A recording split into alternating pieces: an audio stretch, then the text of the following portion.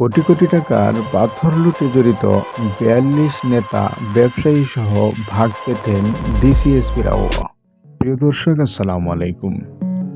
সিলেটের কোম্পানিগঞ্জের সাদা পাথর লুটপাটের প্রত্যক্ষ ও পরোক্ষভাবে ৪২ জন রাজনীতিবিদ ও প্রভাবশালী ব্যক্তির সংশ্লিষ্টতার প্রমাণ পেয়েছেন দুর্নীতি দমন কমিশন দুদক।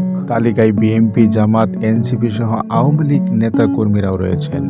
এছাড়া লুটপাটে স্থানীয় প্রশাসন, পুলিশ, বিজিবির নিষ্ক্রিয়তা ও সহযোগিতার প্রমাণও রয়েছে। সিলেটের সাদা পাথর এলাকায় এনফোরেন্স অভিযান চালিয়ে দুদক এইসব তথ্য জানতে পেরেছেন। ১৩ই আগস্ট দুদক সিলেটের জেলা কার্যালয়ে উপপরিচালক রাফি মোহাম্মদ নাজমুস সাদ্দাতের নেতৃত্বে ৫ সদস্যের একটি প্রতিনিধি দল এই অভিযান চালায়। পরে অভিযানে পাওয়া যাবতীয় তথ্য প্রতিবেদন আকারে ঢাকায় পাঠানো হয়। এই বিষয়ে দুদকের উপপরিচালক রাফি মোহাম্মদ নাজমুস সাদ্দাত বলেন, সাদা পাথর লুটে বিস্তারিত অনুসন্ধানের জন্য নথি খোলার অনুমতি চাওয়া হয়েছে কমিশনের কাছে। এর বাইরে কোনো বিষয়ে তিনি মন্তব্য করতে রাজি হননি।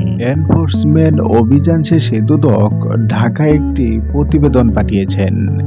এতে জানানো হয়েছে, স্থানীয় প্রশাসনের সঙ্গে অসাধু ব্যক্তিরা যোগসাজশ করে সাদা পাথর পর্যটন কেন্দ্র থেকে কয়েকশো কোটি টাকার পাথর অবৈধভাবে উত্তোলন করে নিয়েছেন।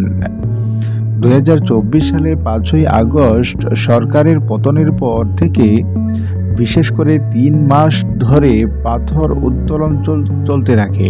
সর্বশেষ ১৫ দিন আগে নির্বিটার পাথর উত্তোলন ও আত্মসাৎ হয়। এতে প্রায় ৮০% পাথর তুলে নেওয়া হয়।